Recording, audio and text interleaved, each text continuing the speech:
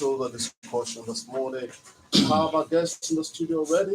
Debo is joining us this once again as a public commentator in our ministry.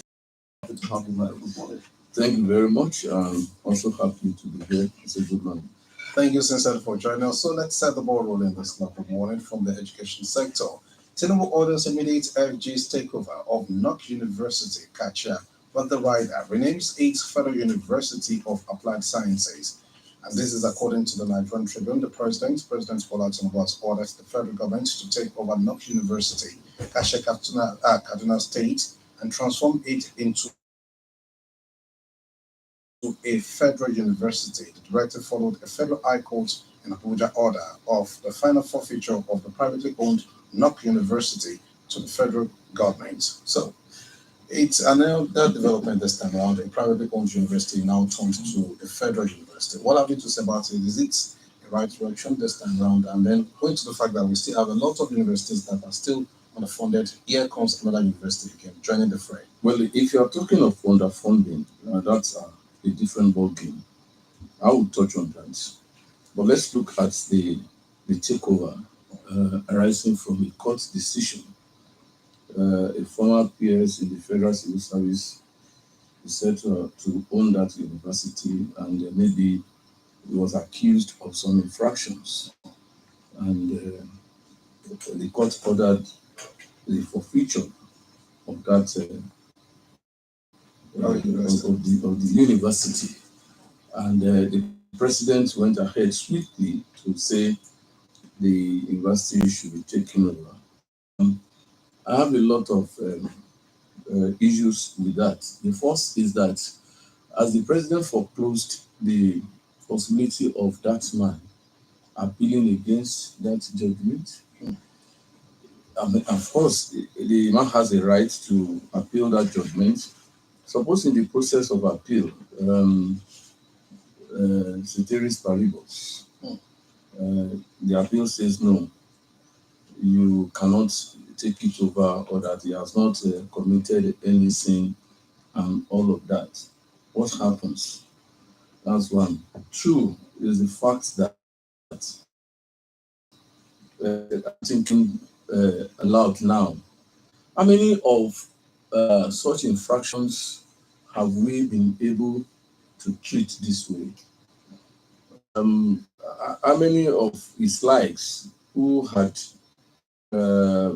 grandfather of the law whose properties we have taken over so swiftly Converted to federal property. So we may not know what actually is the underlying factor why the president quickly had that university taking over. So that's another area. Now, talking about funding, you and I know that the universities are grossly underfunded, and when you see what is supposed to be a citadel of learning, when you see what you have on ground, then you begin to wonder why government is going ahead to create more universities. I mean, it is better to have universities that we can manage. It's like somebody who has the capacity for just 2 children. And the children will malnourished. The children will not feed well. When they grow up against all odds, they become nuisances to the society. And that's the product of what we are seeing generally now in our society. A lot of these untrained children are seriously issues all over the nation. So let's see how it goes. The federal government has taken over the university, but I am seeing a situation where the man has the right to appeal the judgment, and let's see how it will work out. If, for instance, the court says no, you cannot take it over, and all that. But in all of it, however, will still exist. Somebody will own it. If eventually it is still the federal government, how is it going to be funded to the extent that the universities all will be able to be seen. I mean, will be seen that now as a center of excellence that they are supposed to train future leaders of foreigners are coming to Nigeria for Medicare. And I was asking myself, which hospital were they going to? Recall the case of UCH. The thing is still on. The hospital was without power for over a month, to the extent that family of patients were taking a generator to the hospital if they have to carry out any test or even operation and all of that. And the hospital, a teaching hospital for that matter. So somebody was telling us that foreigners have been coming to Nigeria for Medicare. It is not that we do not have the personnel, but where are the facilities? So if you are talking of creating more universities and all of that, what about the funding? So let's see how it goes, and I'm sure that this won't go just like that. We'll still have some issues that will arise, and when such happens, then we look at it again. Now, whether the takeover says through or not, I think this is also a signal to people who are used to converting public money and resources to private users, whether to establish personal institutions or whatever it is, for them to learn that it is 30 days or 1,000 days for the thief, but there will be a day for the owner. Well, yes, I agree with you, Debo. I honestly agree with you. I hold on to that moral rectitude that you don't do such a thing. But my fear is, will it go round? Will such a treatment go round? We have had cases in the past. We will continue to have cases like that. Except we take some drastic measures. You see, the case of the former, I will continue to talk about that thing. The former accountant general, the case is still there. Yes, that stole about 97 billion naira. The man was taken to court. He feigned illness, and there was a clip that showed him in his hotel room when he was dancing and all of that. Let it go round. Then Nigeria will be better for it.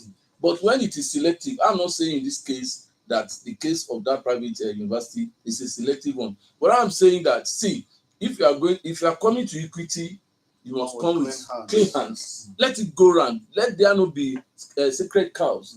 Let it go round. Let it be seen that, see, if you do this thing that is against the norms of what you are expected to do, this is the natural consequence. Then everybody will sit tight. But if somebody is punished and somebody is seen as untouchable, then it becomes an issue. Okay, let's go to this next story. It's in the Punch newspaper today. Tinubu orders ministers to brief Nigerians on activities and policies.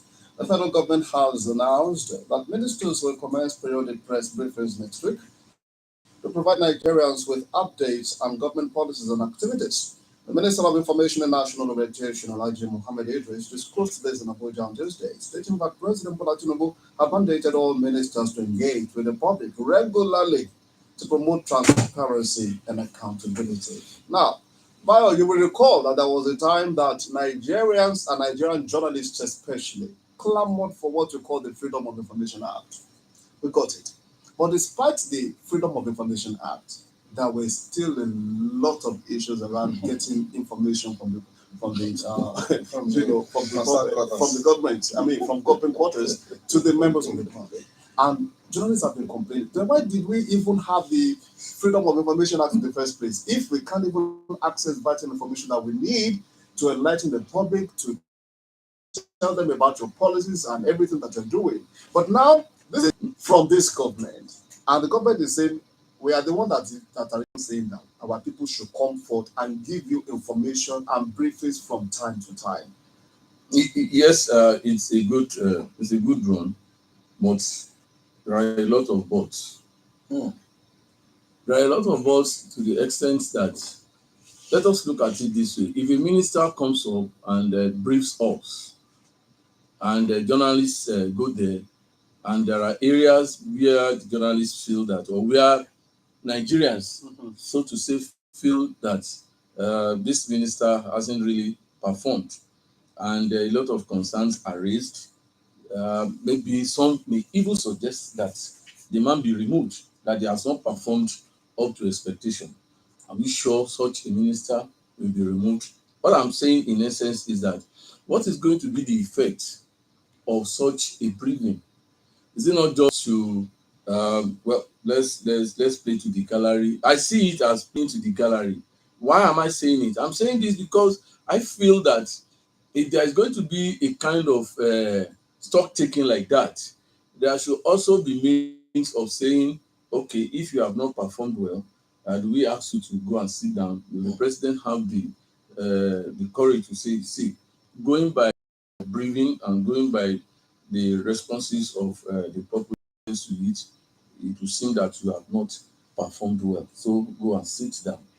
Can we do that in a political setting and in a setting like Nigeria? Now, talking about the limitations of the Freedom of Information Act, Debo, you will have it. Because when you have the act, does the act also look at the civil service structure? When you go to an average civil servant, before he can release any information to you, he has to take authority from above. And then that cannot come so easy. If it has to go to a director, the director may have to go PS. The PS may say, okay, I can't release this thing until I receive clearance from the head of service and all of that. The minister may also say, no, you can't just for the public to know and all of that. So the civil service as it is presently structured may not really allow the Freedom of Information Act to work the way it should work. I am very sure that nobody can walk in here now and ask for anything, and and any one of you here will freely release that thing, especially if it's going to have a lot of effect on the government. Let's be realistic. We have not grown to that level where we feel some kind of confidence, and government, the head of government will also look at it that yes, this man is doing his work. He shouldn't be punished for what he has done. You cannot, except you follow the bureaucratic settings that are there. The bureaucracies are still there. You have to still seek a lot of you must seek approval of the higher authority before you release. Whereas the act feels that it's changing a situation where you walk in, you take information and you use it and all of that. So the way the civil service is structured, such an act may not really have the desired effect that it should have. So that is a problem. Except you go to the civil service, an average civil servant will not give it. It's like you come to my place of work in Funab.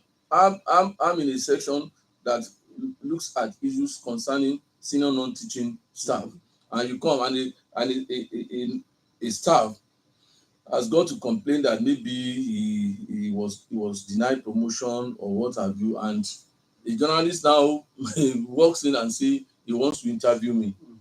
Am I not going to have recourse to the registrar before I grant such an interview? I have to. If I don't, it's going to be an infraction against me, and I will be very careful to want to say, okay, we have the Freedom of Information Act now, so I can talk to him. All these impediments are still there, and as long as they are there, the FOI Act cannot work the way that it should work. We have not grown to that. We have not grown to that level, and that's the problem. We haven't grown to that level. You look at the structure of the civil service. Let the civil servants have that confidence that if I do this legitimately, then I'm not maybe lose my job or what have you. So there, no civil servant will dare it. Okay, While quickly let us go to this area this morning, I would just want to remind our listeners about a poem I once read in the university. Taxi driver on his death. The first line says, "When with a prophetic eye, I peer into the future." This man is actually peering into the future, political future now. There comes Nigeria this lovely morning. Tinubu deserves a second term in office based on power rotation, says Ganduje. And this is coming from The Guardian. The national chairman of the All Progressives Congress, APC, Dr. Abdullahi Umar Ganduje, has insisted that President Bola Tinubu would serve out his two terms of 8 years in office, spanning between 2023, we're in 2025, and he's talking about 2031. Dr. Ganduje spoke against the backdrop of a warning by former Governor Kaduna State, Malam Nasser El-Rufai, that President Bola Tinubu stood the risk of being booted out of office in 2027 poll with votes from the northern part of the country. Now, looking at the situation of things now we are still in 2025. 2027 is not even in sight at the moment. And they are not even talking about 2027, they are talking about ending well in 2031. You still have about 6 years to 2031, and this one is talking about, okay, it is their second time campaigning ahead of 2027. What have you to say? Well, to you as a person, 2027 is not here. But to the politicians, 2027 is already here. I understand. It's you see, the moment they come in, they start to plan for the next election. I was discussing with somebody on that statement made by Ganduje, and I said, let us look at it this way. When Tinubu was to contest and to emerge eventually as the president of this beautiful nation, there were a series of impediments against him. All of us are aware of that. The man, in spite of all odds, became the president. Is that not so? Correct. Now he's there, superintending, and somebody will go and stay somewhere and say the man cannot succeed himself and all of that. Nigerian politicians are soothsayers, and when they do that, they know what they are talking about. The man is going to sit there from 2026 or 2027 to plan for the election. He was not in power when he came in spite of all the shenanigans against him, the man still won. So, whether Ganduje says that or not, I have a feeling I may be wrong. See, we have not, Nigerians or Nigeria as a nation, we have not developed to a level where we can say, no, we are not going to take this shit. That we can say, see, this is not the person that we voted for. Then again, you have to look at the opposition. And I tell people, do we still have the opposition in this country? Do we still have? If we feel we still have, where are they? So he's going to organize the election. The APC is firmly on ground and in power, in control. And the Yorubas will, of course, naturally say no. Buhari spent 8 years, so our son also spent 8 years. It's only President Goodluck Jonathan that was denied such an opportunity. The man made a lot of sacrifices, because if he had done anything untoward then, maybe Nigeria would not be where we are today. So it's, for me, I may be wrong. I think it's a done deal.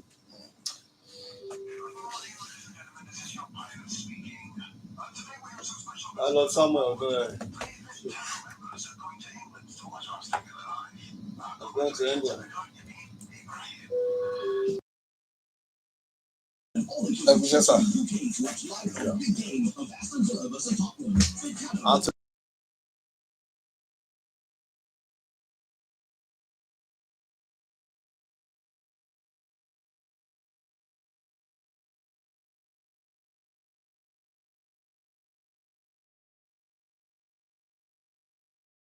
Wednesday, the 12th of February 2025. Mario Ogundim is still very much here. Looking at the papers together, the Nigerian Tribune has a very interesting story. I call it a rider towards Transparency International jurisprudence about Nigerian races. Transparency International said that we've moved 5 points from the previous meeting, now 140th out of 180. Now, maybe Nigeria is looking at making it better at the next meeting. And so we have something by the government. The Attorney General of the Federation and Minister of Justice, Prince Lateef Fagbemi, on Tuesday inaugurated a national anti-corruption strategy ministerial committee to check widespread corruption in both public and private sectors in the country. Anti-corruption committee. We have the EFCC. We have the ICPC. What are they supposed to do? Now, if you are setting up a committee, the bureaucratic tendencies are there. Now, when the committee finishes or completes its assignment, the committee is expected to submit its report to the minister. What happens thereafter? Is it that the report of that committee will now be taken for instance, infractions are were discovered in the process? Then is it that committee or the AGF or the Ministry of Justice that will punish those found guilty or culpable of such a thing? So you see, we have a multiplicity of so many things in this country, and I feel that we are doing these things to buy time. I mean, if you do that and it doesn't have the desired effect on the way we still do things, then what is the purpose? What is the essence of going ahead to do such a thing? Maybe the AGF is not all that busy now. Things that's the way I look at it. But let's see if the committee comes up and starts its assignments. Let's see how it's going to be operated. But in this committee, there is one word we should give recognition to. Okay, and that is strategy. Strategy. Now, they said that it's a National Anti-Corruption Strategy Ministerial Committee. Now, if you are one of those who have been talking about the Nigerian situation, one thing to punish those who have committed corruption.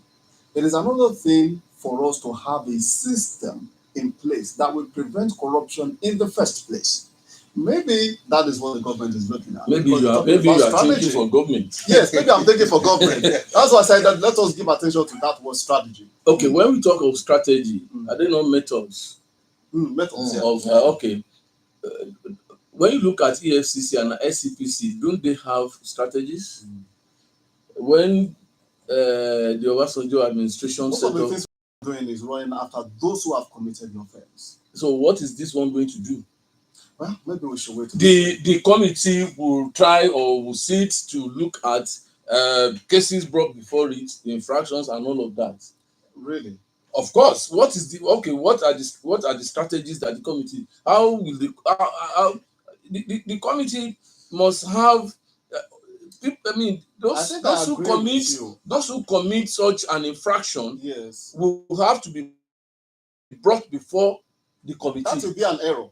Why will it be an error? Because it will be like duplicating what the FCC and ICPC have done. Are we not? Doing. Is that not what you are saying? What you are saying is that I would want to see a committee that will strategize for us to have a system that prevents corruption from taking place in the first place. EFCC, for me, I think EFCC and ICPC, if you go before EFCC and ICPC, for instance, for heaven's sake, are those bodies not enough to give you some fright that should not get yourself involved in such a thing? Oh my.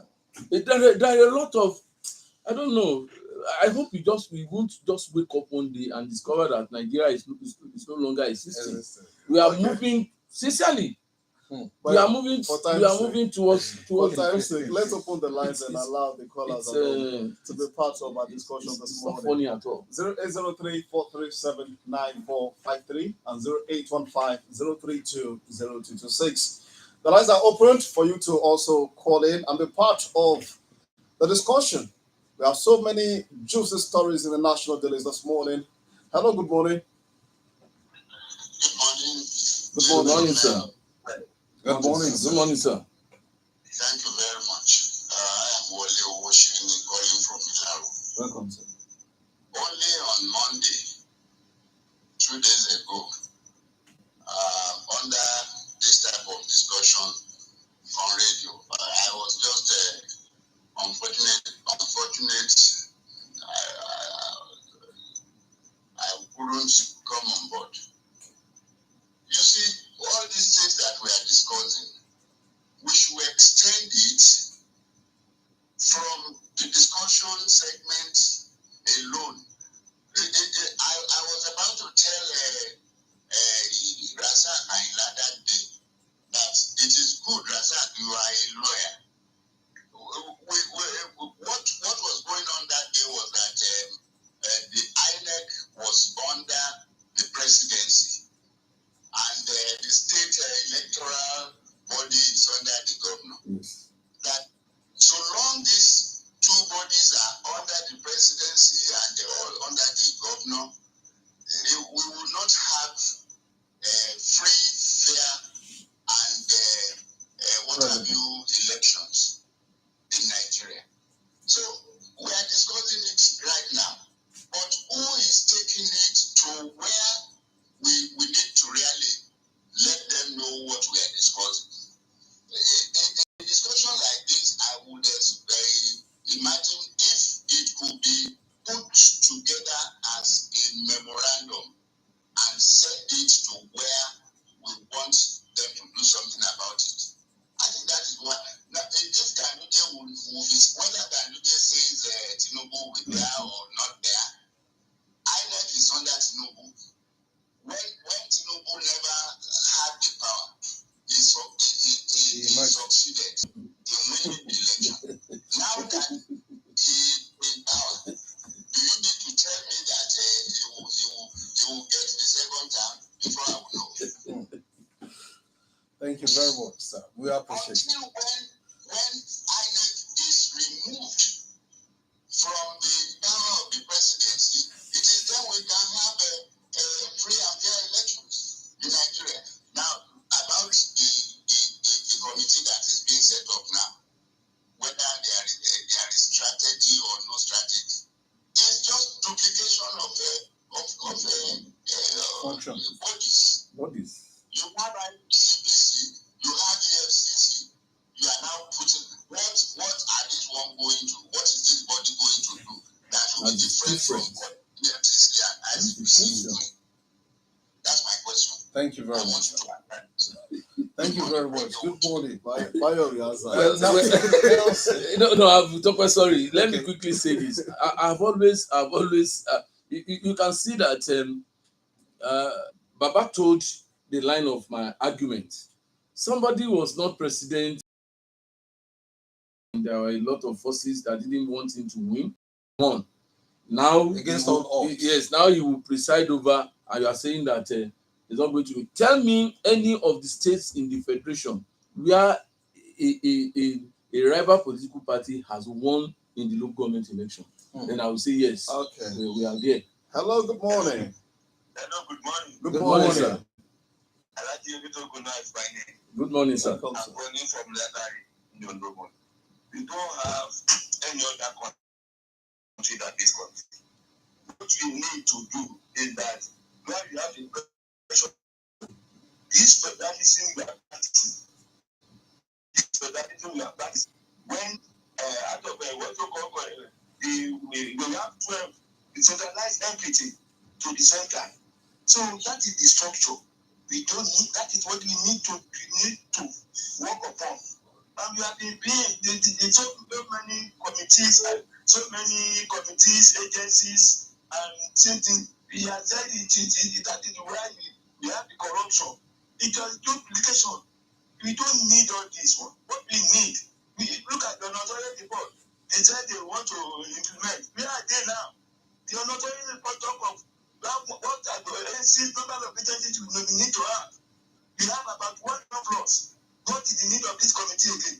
It's a blessing of giving the politicians a chance to come and loot the country. That is the point. So These they don't get it well at all. As you said, the police, they also that we work in the election, the police, the electoral something, under the federal.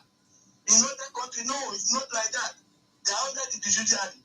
The judiciary structure, unless you do that, that's why you are going to have a clean and clear election and credible. So that is it. This is we are just waiting, beating about the push. Every time they just bring another one every day to engage us. So let us tell the different, all the report of the court, all the report of the also called it on the ground, cultural environment and everything. Let them focus on that. And implement it. That's the point that you have to go. Thank you. Thank you very much. Yeah, well, let us go to something more juicy and less to everybody, because let us first of all go to the communication sector before we go to the CBN.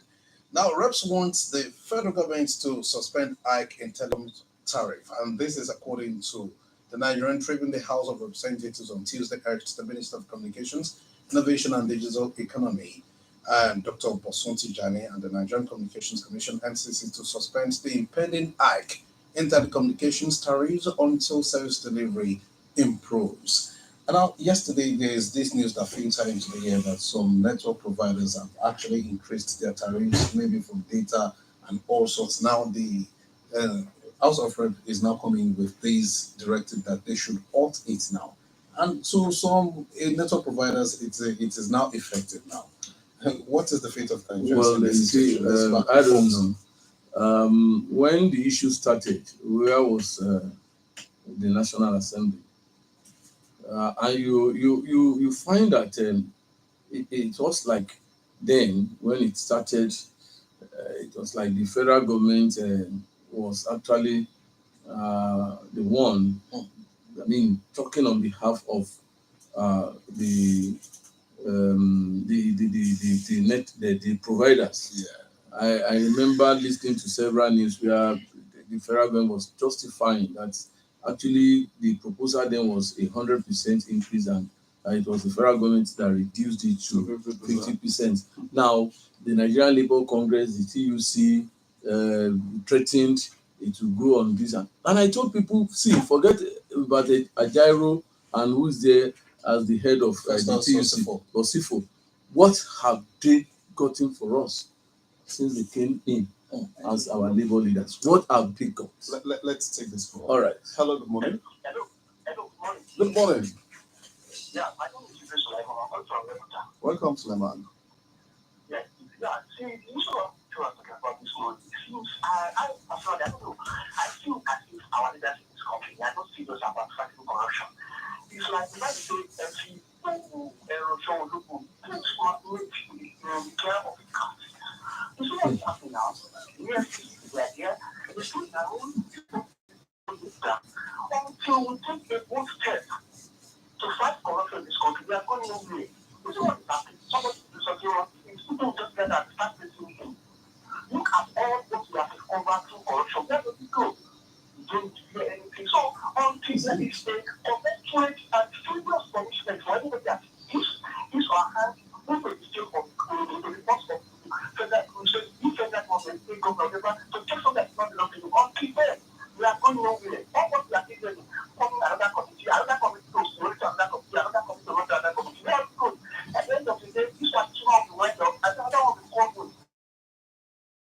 Talking to this here, EFCC and ICC, and ICC, trust, it's supposed to happen. Now, and look at where we can make the ball before it happens. But what is the question of doing that? This is an advanced country.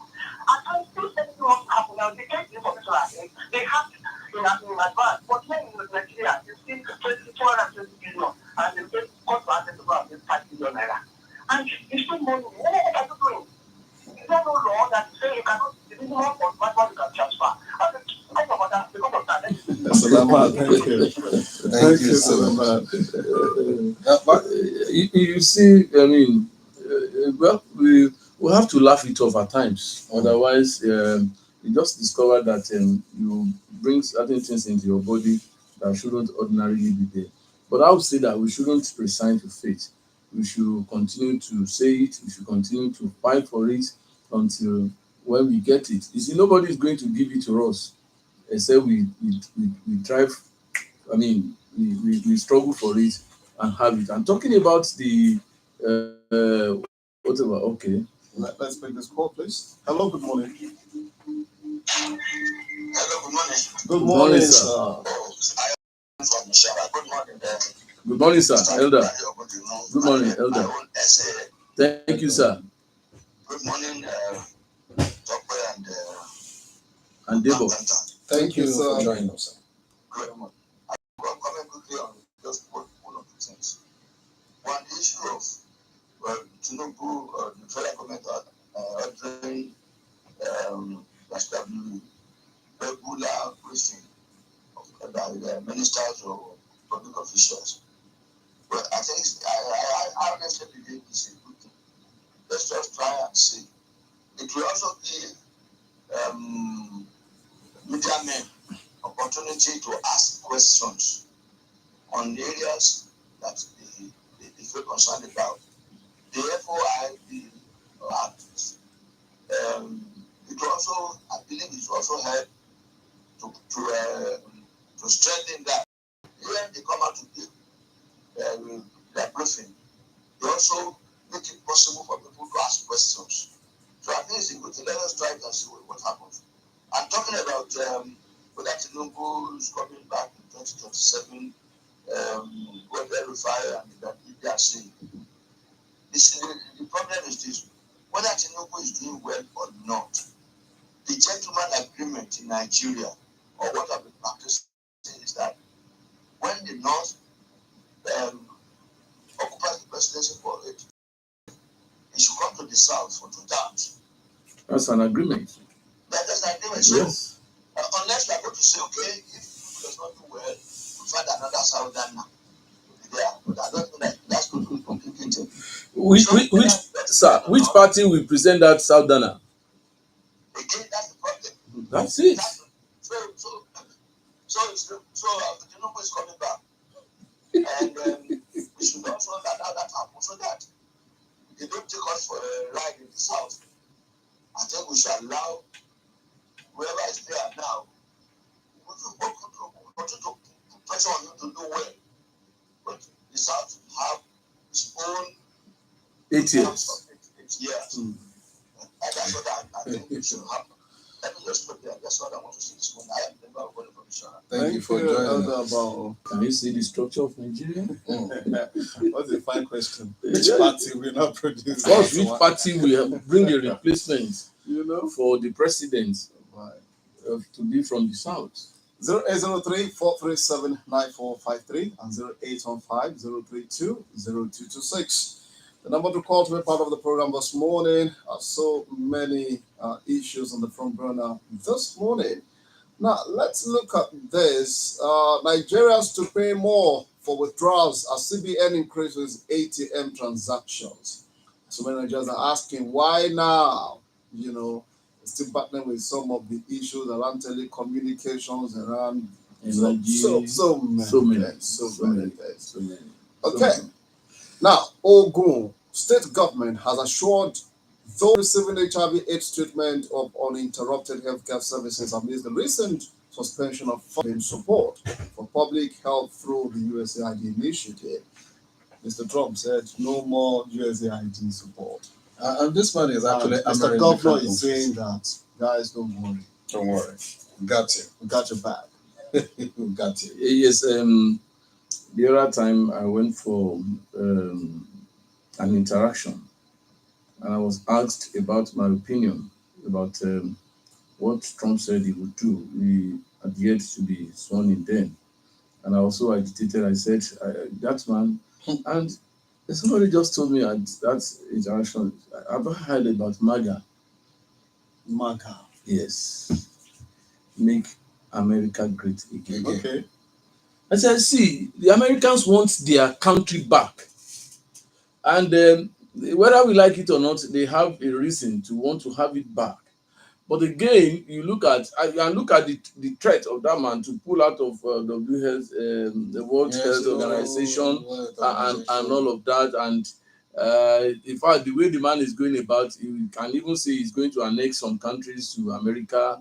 Look at the threat against Canada and all of that and all of that. Yes, I think we need to sit down in this country to also plan things for ourselves. We have the resources to be able to, go into that area and take care of those people. Why must we wait or go camp in hand to countries like that? If America says it's going to, if Trump says he's going to stop that, I think he has a right to do that. And I think that as a nation, as a serious nation at that, if we are serious, we should be able to take care of those in that area. But how many of our hospitals do we go to now and we say yes, this is then you give it a thumb to any of these hospitals and what have you, public institutions, you feel sorry for. I just pity those in that area. Well, if the government is saying that, for instance, our governor is saying, okay, we are going to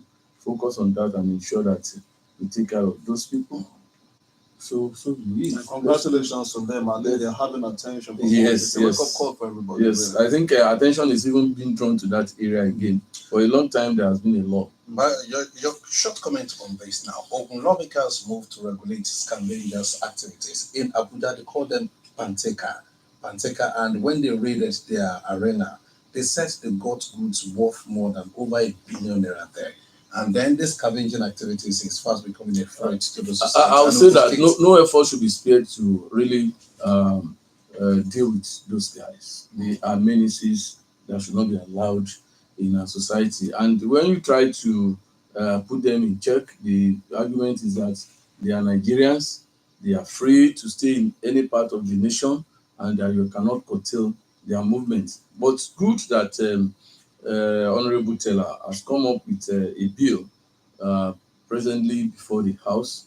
If we have a law, if eventually it is passed and it becomes a law, then at least one will be able to, if they run foul of the law, if they run foul of the law, rather, they run foul of the law, then you can, take them to court, look at all those things, look at the infractions, and let them be dealt with according to the dictates of the law. The menaces of those boys or those guys, so they are too daring.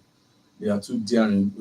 They are everywhere, and it's like they are saying that well, there's nothing you can do for us. We have some people at the back, and when you get them arrested, there have been instances where we arrested them in our area, and the next thing they will do will be to call somebody, and you see someone from Alamala barracks, and they will come and they start harassing people. They know that they are from a section of the country, so they know that they have backings. They have some people that will come and say, no, you can't do this for them. So let's have the law. Let's have the law in our state to say, no, there are certain things you cannot do. And once you run foul of that law, then it should be dealt with. It's a very good move. I want to support it. A big thank you to our guest this morning, Bayo Ogundimu, public commentator and administrator and senior analyst of Nigeria. I don't know that. Thank you very much for coming, sir. Thank you for having me. All our callers, thank and appreciate you very sincerely. Everyone who listened, thank you. And of course, those who contributed to the success of the program this morning. Yeah, most definitely from the newsroom, we have Chris Obu and Adeyinka Ojekunle, the ICT personnel on duties, Daniel Okechukwu, not leaving sound manager Samuel Odunleye. This is the production of Yemisi Shooting. My name is Temitope Babalola, of course. Big thanks once again to Bayo. Thank you so much for your time on the program. Please do enjoy the rest of your midweek. We love and appreciate you. Thank you.